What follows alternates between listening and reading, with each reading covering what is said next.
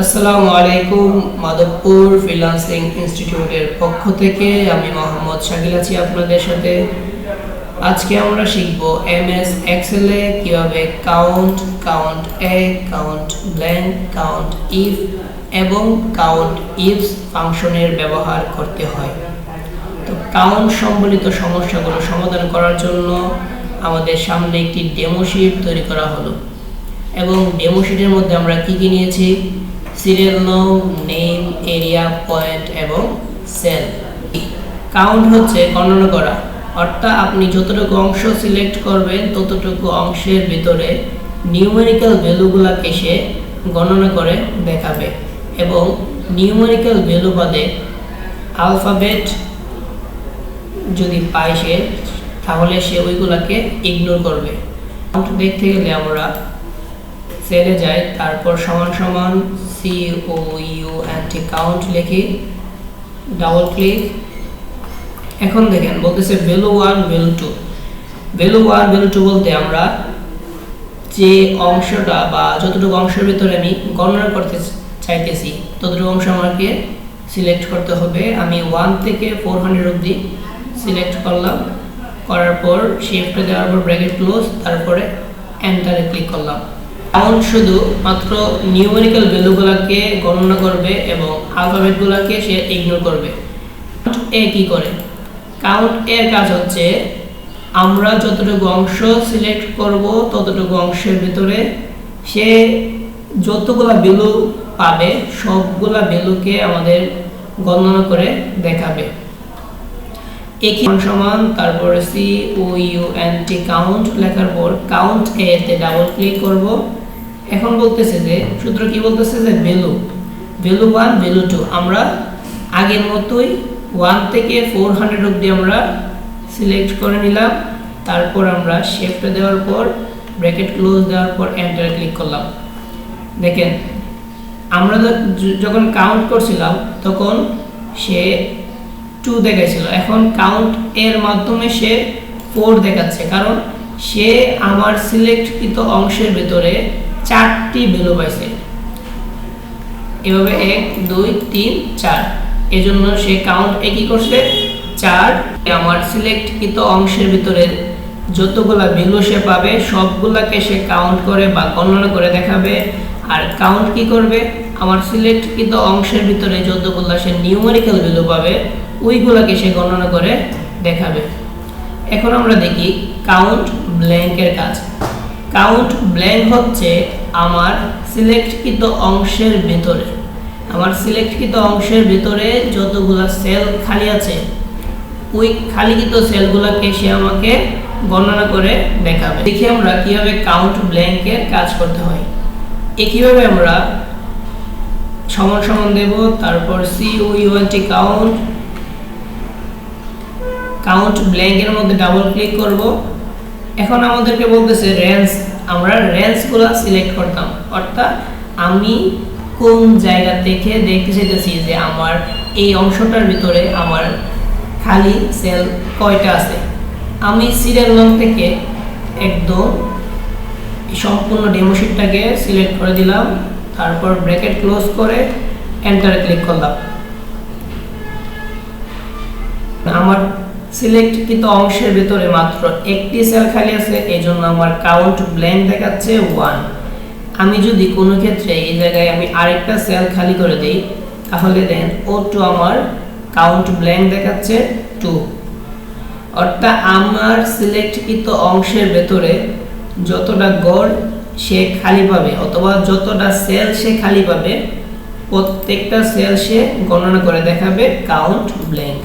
আশা করি count blank, count A, count আমরা বুঝতে পারছি।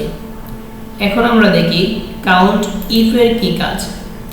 কাউন্ট ইফ এর কাজ হচ্ছে মনে করেন এই জায়গায় কি আছে নেম, এরিয়া। আপনি চাচ্ছেন যে এই নামগুলোর ভিতর থেকে নির্দিষ্ট একজন ব্যক্তির নাম কয়বার আছে, অথবা এই এরিয়ার ভিতরে নির্দিষ্ট একটা জায়গার কয়বার আছে ওইটা দেখতে চাইতেছেন, অর্থাৎ সাম ইফ এর মতো।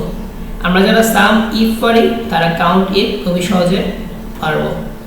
কাউন্ট ইফের মাধ্যমে আমরা নির্দিষ্ট একটা নাম অথবা নির্দিষ্ট একটা এরিয়া কয়বার আছে ওইটা আমরা গণনা করে বের করতে পারি। তো একইভাবে আমরা এই সেলে যাওয়ার পর আমরা লিখব সমান সমান তারপর COUNT কাউন্ট ইফের মধ্যে আমরা ডাবল ক্লিক করব।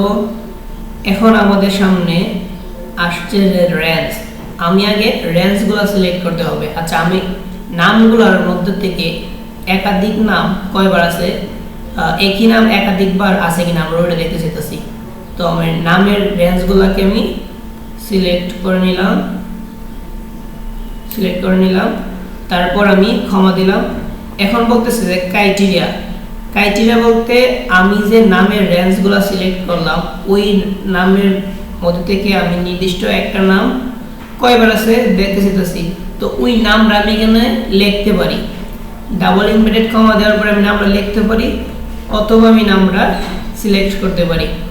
আমি এখানে একটা নাম সিলেক্ট করলাম, করার পর ব্র্যাকেট ক্লোজ। দেখেন প্রথম কি করছি, প্রথমে আমি ইকুয়াল দেওয়ার পর সূত্র টানছি, তারপরে আমি আমার নাম, যেহেতু আমি একটা নাম দিতে চাইতেছি তো ওই নামটা যে রেঞ্জে আছে আমি সম্পূর্ণ রেঞ্জটা সিলেক্ট করলাম, করার পর ক্রাইটেরিয়া দিলাম, মানে নির্দিষ্ট যে নাম দেখতে চাইতেছি ওই নামটা আমি দিলাম। তো আমার সূত্র দেওয়া শেষ, এখন আমি এন্টারে ক্লিক করলাম। দেখেন এখানে আসছে 2, আমি নাম সিলেক্ট করছিলাম 5। এখন আমার এই সিলেক্টকৃত অংশের ভিতরে ফাহিম নামে ব্যক্তি আছে 2 জন। দেখি আমাদের সূত্র ঠিক আছে কিনা, 1 জন 2 জন। এখন কোনো ক্ষেত্রে যদি বা কোনো কারণে যদি আমরা এখানে আরেকটা নাম কেটে ফাহিম নাম এড করে দেই, দেখেন এখানে এসে পড়েছে 3 জন, মানে একটু আগে আমাদের ছিল 2, এখন হয়েছে 3। তো এইভাবে আমরা কাউন্ট ইফের মাধ্যমে নির্দিষ্ট একটা এরিয়ার, নির্দিষ্ট একটা জায়গা বা নির্দিষ্ট একটা নাম, নির্দিষ্ট যে কোনো একটা নির্দিষ্ট একটা জিনিস আমরা কয়বার আছে নির্দিষ্ট করে ওইটা কাউন্ট করতে পারি আমরা বা গণনা করতে পারি। এখন আমরা দেখি কাউন্ট ইফসের কি কাজ। এখন মনে করেন আপনি চাচ্ছেন যে এই যে ডেমো শিটের মধ্যে নির্দিষ্ট নাম এবং নির্দিষ্ট একটা এরিয়া কয়জন ব্যক্তি আছে ওইটা দেখতে চাইতেছেন। অর্থাৎ আপনি একটু আগে সিফের মাধ্যমে যেমন নির্দিষ্ট একজন ব্যক্তি কয়বার ছিল ওইটা বাই করছেন, কাউন্ট ইফসের মাধ্যমে কি করবেন, নির্দিষ্ট একজন ব্যক্তি এবং নির্দিষ্ট একটা এরিয়াতে কয়বার আছে ওইটা আপনি বাই করতে পারবেন কাউন্ট ইফসের মাধ্যমে। তো কাউন্ট ইফসের মাধ্যমে বার করার জন্য আমরা একইভাবে সমান সমান তারপর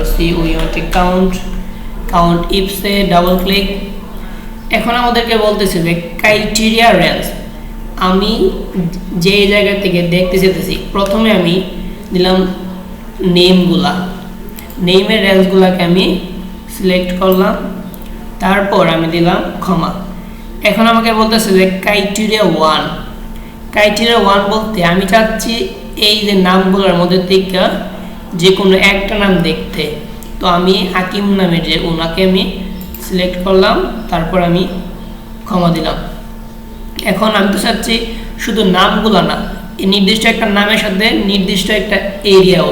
অর্থাৎ আমি যদি এখানে হাকিম এবং বরিশাল সিলেক্ট করি তাহলে হাকিম বরিশালে যতজন আছে আমাকে ততজন সে গণনা করে দেখাবে। তো ক্রাইটেরিয়া রেঞ্জ 2 মধ্যে আমি এরিয়া যে রেঞ্জটা এটা সবটা নিয়ে নেব, সিলেক্ট করলাম,